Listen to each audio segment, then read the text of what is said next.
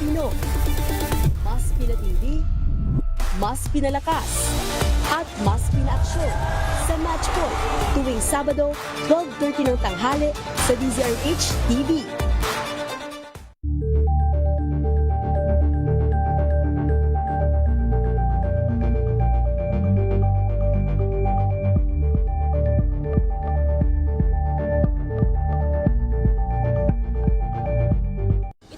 Ng naitalang 17 individual na ang kanilang naaresto. Ng Metro Manila Development Authority o MMDA ang No Contact Apprehension Policy o NCAP sa Metro Manila. Sa ang ilang mga dokumento ay peke.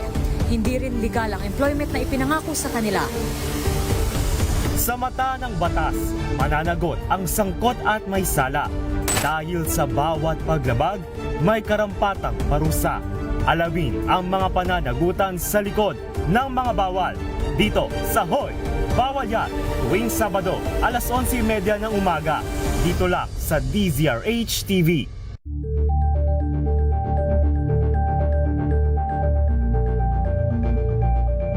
Alamin ang mga maiinit na isyung pambayan, mga balitang kailangan mong malaman, usapin sa pamahalaan, politika, ekonomiya at kabuhayan. Ito ang mga dapat mong malaman, pakialaman at pag-uusapan dahil kayo ang tinig ng mamamayan dito sa HRH. Pilipinas ang oras.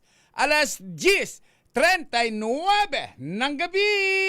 Ito ay rated STG Showbiz Top Gun-Nerd. Makiride na sa mga showbiz balita na tumetrending, mga pinag-uusapang nagva-viral. Makiride na sa riding in tandem ng dalawang otoridad ng mga chika, Morley Alinio at Gorgie Rula. Showbiz Top Gun-Nerd. Bago pa nila i-post, pag-uusapan na rito. Kinig na sa Showbiz Top Gun-Nerd. DZRH Makibalita, Makichika, kay Tita Molly at Tita Gorgie. Yes! Magandang evening, Luzon, Visayas at Mindanao. Kayo po ay nakatutok, nanonood, nakikinig dito sa nag-iisang programang Showbiz Talk Ganun. Ako po si Morley Alinio. Ako po si Gorgie Rula. Para sa DZRH. Una sa Pilipinas. Una sa Pilipino. Ay! Naman! Sa chika kay Tita Molly, Tita Gorgie. Well. Tuloy-tuloy ang chika, tuloy-tuloy ang kwentuhan. Siyempre pa, Gorgie, asan ka ngayon? Kababalik ko lamang galing sa airport po. Anyway, Tita Molly, tingnan kita sa TV. Parang ang aga ng summer. Tapos, or parang alam mo yung, di ba, pag katapos mga past 12 na, magbukas ka ng TV, yung wala ng programa. yung barcode, ba tawag doon? Basta bar Color yun. bars. Color bars. Color bars. Oo. Ganon? Parang nanonood ako ng TV, parang iba-ibang kulay ang nakikita ko sa screen.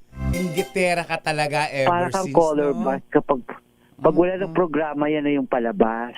Alam mo Yan yung yung pagiging nakikita sa inggitera TV. mo, Gorgie, lumalalim na talaga. Talagang obvious na talaga yung inggit.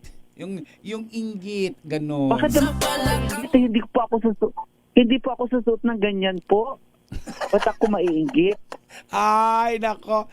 Inggitera ka. Ay, Gorgie! Nako talaga nga naman. Ano naman ang mga nasagap mo sa mga pinuntahan mo, Tita Molly, kung saan ka na nakakarating kayo ni Jobert? Ay, nako, bukas ko na ipakikita yung video dahil hindi ko nagawa dahil naging busy ako. Pero nakakaloka, Gorgie, ha? Hanggang ngayon, pinag-uusapan, pinag-iisipan, sino ba daw talaga yung power couple na hiwalay Naku, na? baka wala naman yung mga power couple naman. Sa natin. Hindi naman totoo yan. Di ba ang sabi nung una, si Marian at si Dingdong, dininay.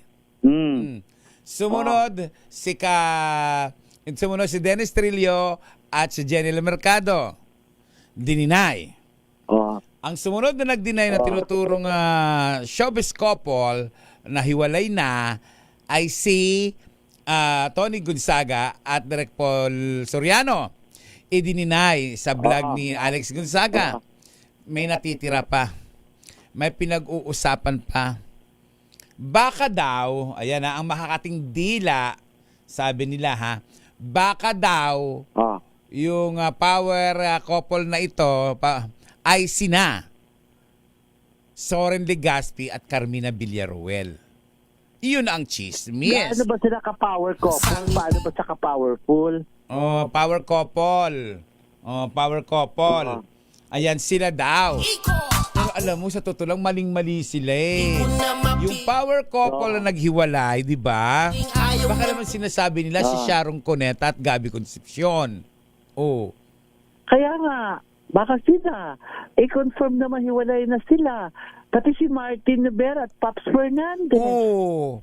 Di ba? Oo. Baka, Pati baka, si ano. sino? Sino pa ba yung mga, sino pa ba yung mga couple Pati na? si Tita Morley. At Saka si ano. At Gorgie Rulang. Ay, nako. Ay, hindi naman tayo power couple ah. Hindi ako nagtukokopal. Hindi naman kita friend. Lalo naman ako. Salamat naman sa hindi mo pagturing sa akin na friend. Malayo na ako. Hindi talaga kita friend. Dahil best friend. Hoy! Hoy! Hoy! Gorgie! Bawin mo yan! Bawin mo yan! Pero speaking of best friends, Tita Morley, may kwento ako. Kanina, may ka-lunch meeting ako at chikahan sa isang sosyal na hotel. Sa isang restaurant, sa isang sosyal na hotel. Dahil, ang mesa na kinaupuan namin, malapit sa entrance, sa pinto talaga papasok. Lahat na pumapasok, nakikita namin. Nyo. Yes. Ang unang dumating, ang dating Mandaluyong mayor na tumakbo ring senador na hindi nga lang pinad, si Mayor Benhar Abaluz, na fit. Sabi ko, ang ganda ng katawan, tapos fit na fit siya. Sabi namin, Mayor, parang ang ganda ng katawan mo, fit na fit siya. Sabi niya, walang ginagawa walang trabaho. Sabi ko, hindi ba pinalad sa ano, hindi pinalad sa eleksyon, Oo, tapos sabi naman, baka naman magkakaroon ka rin ng posisyon. Baka bago mga ilang buwan ng from now, mabalitaan namin, nasa Malacanang ka na. Mumiti lang siya. Tapos chika-chika, tapos nag-picture, tapos na. Maya-maya dumating Tita Molly. Sino? Gretchen Barreto. Oh! Gretchen Barreto. Na ngayon ay nai-issue. Oo, napakaganda. Alam mo, lalong gumanda sa Gretchen, nagulat ako. Mukha siya bata, naka-black siya, ha? Video Ito, nakikita natin yung video, naka-shade siya, naka-black, saka ang payat niya. Oo, ang ganda niya. Tapos, hindi ka lang natin, pero kasi parang hindi siya ganun kakomportable na kinukunan ng video. Tapos, sadali lang naman, nanong ko lang siya, ito, pakinggan lang natin ha. Konti lang naman yung Tita Morley, sinabi niya, pakinggan natin. Sige. You'll be proud of it. You're going back to showbiz ba, Donna? Donna. Peaceful, quiet life. That's why you look peaceful naman talaga. Congratulations, Ernestine. No more problem, no more unnecessary stress. God. Yes. No more unnecessary stress. Thank God. Thank you. Ayun. Yeah, Tita Morley, sabi lang naman niya, hindi na raw talaga siya babalik sa showbiz. Mas gusto niya peaceful na lang daw at quiet life. Hindi na raw siya babalik. Alam mo, pero in fairness kay Gretchen, ang ganda niya, napakaganda niya. Napakaganda niya, ha? So, alam ko, gusto mong itanong sa kanya yung mga isyong kinasasangkutan na itong si Gretchen at ni Atong ang nasinasabi nga, di ba? Pero alam ko na pagaganyan ng sitwasyon, ang hirap. Upo, mga minamahal namin mga viewers and listeners, ang hirap po ng sitwasyon kapag isang artista may issue na gusto mong tanungin. Ang dami talagang nasa paligid na bawal, di ba? Sa totoo lang. Oo. Ay, pero kasi naman, peaceful siya kasi nga, di ba, na ano naman siya, na-absuelto naman siya doon sa issue ng mga sabongeros. Sabongeros, absuelto siya doon eh. Napatunayan namang hindi, wala siyang kinalaman. At wala naman talaga. Oo. So, yun na nga, mas gusto na tahimik at lalo namang ayaw na niya mag-showbiz kasi nga, para mas tahimik na lang yung buhay niya. Tapos, pagpasok niya, dumating naman ang anak ng dating Pangulong Joseph Estrada na si Jackie Ejercito. Oh! Oo, nakachikahan mo ba yung dati si Jackie? Di ba ang bait niya? Napakabait. Napakasarap kausap. May respeto. Oo, tuwan-tuwa siya nung nakita kami sa chikahan din, chikahan. Tapos sila pala ni Gretchen ang magkasama. Nakita-kita doon, parang may birthday sila doon na celebrate kasama ng ilang mga non-showbiz na friends nila na hindi naman namin kilala. So yun, at mukha namang happy na si Gretchen. Siyempre, hindi namin matanong-tanong sa kanya yung mga kay Atong. Oo, no. Ang hirap, no. Ngayon sa kay Atong. Oo. Kasi siyempre ayaw naman namin sirain yung ano niya. Tsaka siguro definitely hindi naman siya magko-comment tungkol. Oo, totoo naman. Na nga niya itong pag-usapan. Oo. Ang importante nakunan niyo siya, Gorgie, na yan ang pinaka-latest na video niya na matagal na rin namang hindi siya lumalabas sa showbiz. And I would like to congratulate you, Gorgie, dahil nakunan mo ito si Gretchen at kahit paano ay naitanong mo sa kanya yung issue. Ano? Nakumusta mo siya? Pagbabalik sa showbiz. Pagbabalik niya sa showbiz. Oo. Oo, nawala naman daw siyang balak na bumalik na sa showbiz. Ang ganda niya, Hindi na no? niya talaga, hindi na Ang payat niya. Tapos, slim, Payat. maganda, tsura niya. Lalo na siguro kung hindi siya nakasalamin. Kitang-kita lalo siguro yung ganda. Anyway. Mamaya na lang. Or kung anyway, pag magkita tayo, mas may ichichika pa ako na hindi pwedeng pag-usapan. Ano yan, mahirap na. Sige. Anyway. At noong din, di ba Tita Morley na, ewan ko nakachikahan rin ba yung anak ni Jeric Raval, si Sean Raval, nandun sa press. Actually, interview ko sana, kaso paalis na kami noon that time. Kaya hindi ko na siya na-interview. Oo. Okay, ano ang sabi niya? Hindi, andyan may interview tayo kay Sean Raval na ang sabi ni Sean Raval ay kasi sinabi niya na parang manang-mana siya sa tatay niya, nahabulin din ng mga girls. At inamin niya talaga na marami siyang mga girlfriends dati. Tapos, may girlfriend din daw siya. Dami mga na-link sa kanya ng mga girls. Ngayon, pero magpo-focus siya sa pag-artista. Pero may komento rin siya dyan tungkol sa kanyang ate na si AJ Raval na believe daw siya sa pagiging strong nung mga panahon na yun na hindi pa umaamin si AJ tungkol sa kanyang pagkakaroon ng mga anak ay talagang hinarap ni AJ ang mga bashing at kung ano-ano mga issues tungkol sa kanya. Pero nakitaan doon niya kung gaano ka-strong na ate ito si AJ Raval. Ito pa, kwento ni Sean Raval. Pakinggan po natin. Panoorin natin. Sa amin po wala pong family issue kasi like super may equal po yung touring niya sa amin. Like walang favorite or hindi po ganun siyang klaseng tatay. You know, syempre sa TV matigas siya, maangas, mayabang, magaling siyang actor, pero sa bahay isa siyang caring and loving father. Kahit busy siya, nangangamusta po siya sa akin. Ano yung reminder niya sa tungkol sa pagpasok mo sa showbiz? Reminder niya sa akin, always be kind, respect everyone, do your best, and be yourself. Kapatid mo, yung mga nababash siya, yung mga kung anong mga binibintang sa kanya, anong pakiramdam mo?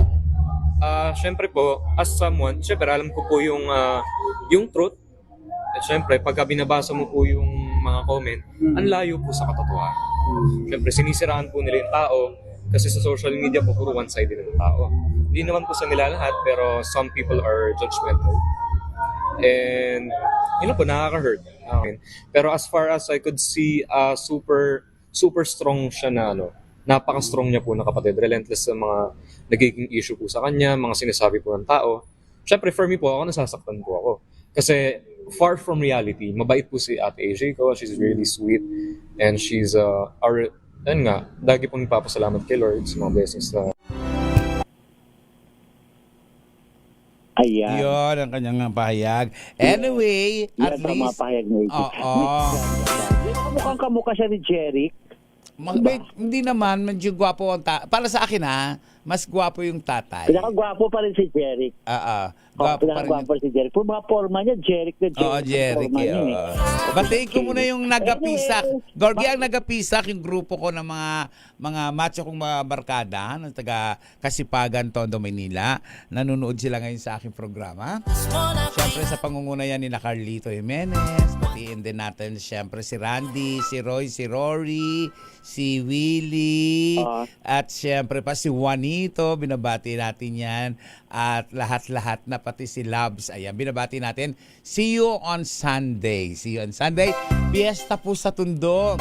Yung mga pupunta po sa Tondo, magpunta na po kayo. Yung mga sasakyan po ninyo, hindi na po yan makakaraan bukas. Dahil ang dami pong... bukas ay Friday. Oo, sa Saturday yata merong lakbayaw na, di ba? May lakbayaw na. Kaya dun sa mga pupunta ng mga sumasayaw-sayaw, in fairness. Kaya sa mga pupunta sa Tondo po, magdadala po kayo ng sasakyan, hindi na po kayo makakapasok. Kaya kung gusto ninyong maipasok yung mga gamit ninyo, kung ano pa man, ipasok nyo na bukas dahil Saturday wala na po. At hanggang Friday po, sarado po ang lahat ng daan o lansangan dyan sa Tondo, Maynila. Ang hirap. Ako, wish ko lang, Tita Molly, sana maging peaceful lang. Maging peaceful lang at walang gulo itong pagdiriwang nitong kapistahan sa Tondo. Naranasan mo na ba? Siyempre. Naranasan mo na ba magpiesta? Bago mo na yan. I mean, Gorgie, nakapunta na ako dyan. Nakapunta ka na? Oo, nakapagpamiesta na ako sa Tondo.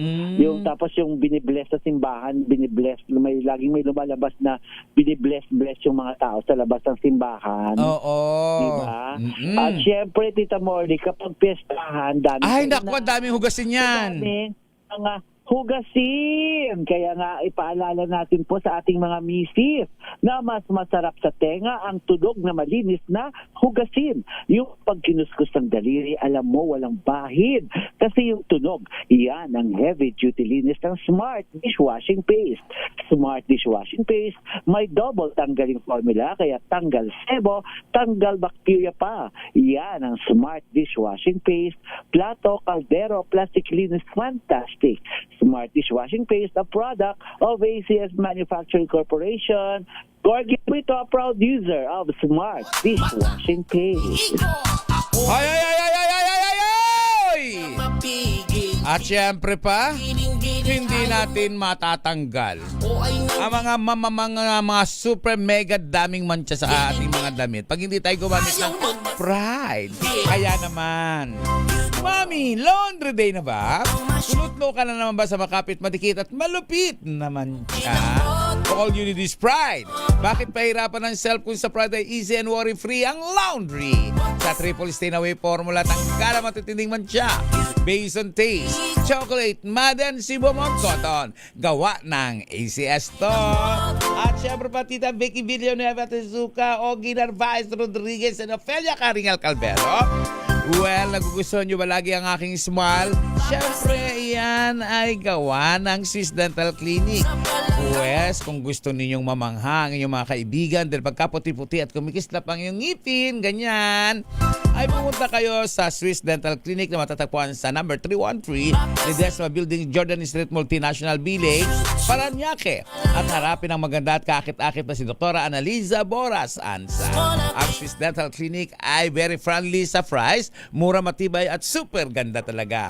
Ino-offer nila ang cosmetic dentistry, general dentistry, oral prophylaxis, restoration, extraction, oral surgery, odontectomy, periodontal problems, root canal, crowns and bridges, at katulad ng sa akin, veneers denture. So paggawa ng Swiss Dental Clinic, artistahin ang dating ng smile mo. Ay! Tita Molly, gusto ipaalam ni Tita Aida Espiritu na isa rin daw siyang Tondo girl. Nakatira daw sila dati sa Pacheco at saka sa Sande daw. Malapit sa, di ba yan? Pacheco at saka Sande. Pacheco. Siya doon. Oo. Balisan daw siya doon noong 1977 kasi siyempre lumipat na siya sa mas malaking bahay. Mas mayaman na siya ngayon, di ba? Oo. Sa social na siya na. Socialera. Siya na village siya nakatira, di ba? Bukas magkikita-kita kami ng mga artista. Bukas magkikita-kita kami nila ng mga artista. Sina Jin Saburit, ayan. Sino pa? Marami. Mga Tondo Girl? Oo, yung mga sinauna na ganon. Na mga supporting na lang Sino ngayon. ba ang mga Tondo Girl dati? Bukod kay Ami Austria. Ay, si Mirna Castillo. Castillo. Di ba si Laarne Enriquez, di ba Tondo rin? Tapos, Laarne Enriquez. Tapos si Angelica Panganiban. Si Vilma Santos, pinanganak sa Tondo yan. Panganiban ba Tondo? Oo. Si Vilma Santos, pinanganak sa Tondo yan. Yes. Oo. Yes. Ang maraming mga taga-Tondo, si Ricky Belmonte, si Malangit Tawang Kaluluwa, Dolphy. Ayan yung mga taga-Tondo. Talaga? Oo. Yeah. Oy, bago natin batiin ang ating mga nanay, of course, Mami Sherry Ramirez, pagaling ka Mami Sherry. Pagaling si Mami Sherry kasi medyo di okay ang pakiramdam niya for how many, ilang weeks na nakakaraan. At pati of course, si Miss Joyce Ramirez, hello. Yes, Ana Valencia, si Marites Samson, yan yung naisip ko kanina. Sabi ko, sinong isa, Marites Samson, yung kumakanta, Tondo Girl din. Yes. At syempre nagkaroon ng problema sa mental illness, si Brenda Ayala. Alam mo, ang dinaambongga ni Brenda ngayon, Corgi. Normal na siya. Kaya nakakalungkot. Buti naman. Ang nakakalungkot, At Gorgie. least talagpasan niya yun. Ang nakakalungkot, Gorgie, parang hindi na siya tanggap ng pamilya. Parang wala nang espasyo sa kanya yung pamilya niya. Kahit magaling na siya. Yun ang nakakalungkot. Ganon. Oo, kasi parang sasabihin ng kamag-anak, ay masikip na kami dito. Pero pwede na siyang, Tita Molly, makabalik sa work. Oo, pwede na makabalik sa bahay nila. Okay. Dahil magaling na siya, normal na siyang kausap, normal na. Hindi kagaya dating parang utal na utal pa. Ngayon hindi na. Kaya lang ang problema. Bago tayo kapusin ng oras, Tita Molly. Ay, wala na talagang oras.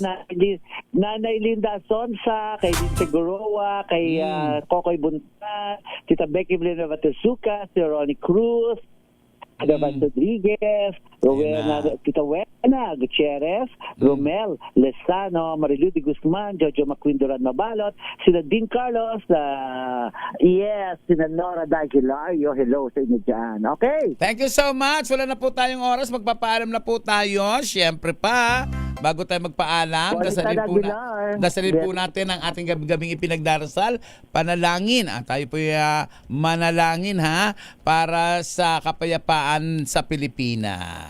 Okay. Yes. Makapangyarihang Diyos, sa inyong habag at awa, patawarin niyo po ang aming mga sala at ang kasalanan ng aming lipi. Kalugdan niyo po kami sa aming pagsamo para sa aming bansang Pilipinas. Biyayaan niyo po kami sa aming mga pinuno ng karunungan, integridad, katapatan at katwiran. Kalingain niyo po ang aming pamilya at ingatan ang aming mga anak. Tulungan niyo po kaming maging matuwid sa namamayan na namumuhay ng mapayapa, matapat at may tunay na pagmamalasakit, pagtanggap at pagtatawid. Protektahan niyo po ang aming bayan sa anumang banta ng pananakop ng dayuhan at nakakawasak ng impluensya. At ipagtanggol kami sa anumang uri ng paglabag sa batas, terorismo at digmaan. Pagkalooban niyo po kami ng ang aming bansa ng kapayapaan, pagkakaisa at kasaganaan at hayaang maganap ang tunay na pagbabago sa aming bayan upang kami ay maging iyong liwanag sa Asya at sa mundo. Amen. Ang magulang minamahal, nirespeto, ginagalang, hindi binabastos, sinidududod. Huwag natin saktan ang ating ina. Huwag natin silang paluwain, lalo na ang ating ama. Dahil ang anumang ginagawa nating pananakit sa kanila ay paghahatid sa maagang kamatayan. Ang magulang, dyan lagi, hanggang magmahal at dumamay sa atin. Sa 10 utos ng Diyos, isa lamang po ang may reward. Tandaan po natin ang magmahal na magulang. At sa mga kabataan naman, nakababaihan, na nagdadalang tawa na may problema, huwag kayo magpaabot. mag-abort, huwag kayong magpalaglag dahil ang sanggol na sa inyong katawan ay dakilang regalo ng Diyos na hindi itinatapon, hindi pinaanod sa kanal, hindi isinasabit, hindi pinagbibili, at lalong hindi ipinamimigay. Ako po si Morley Alinio. Ako po si Gorgie Runa. Para sa DZRH. Una sa Pilipinas. Una sa Pilipino. Sa Pilipinas. Binabati ko ang mga nagapisak. Sumaatin ang presensya ng Panginoong Hesus na buhay. Gumawa tayo ng kabutihan sa kapwa. Babu! Nagawa ko.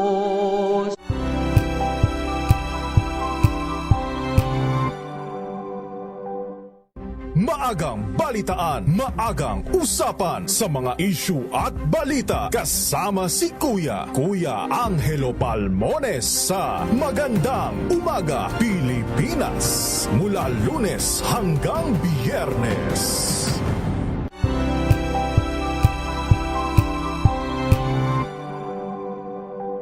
Sa loob ng 86 na taon, DZRH ang naging kaagapay ng mga Pilipino sa balita, sa serbisyo at sa bawat kwento.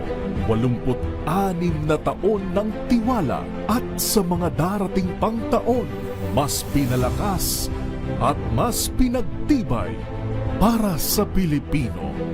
DZRH, una sa Pilipinas, una sa Pilipino. Serbisyong tapat.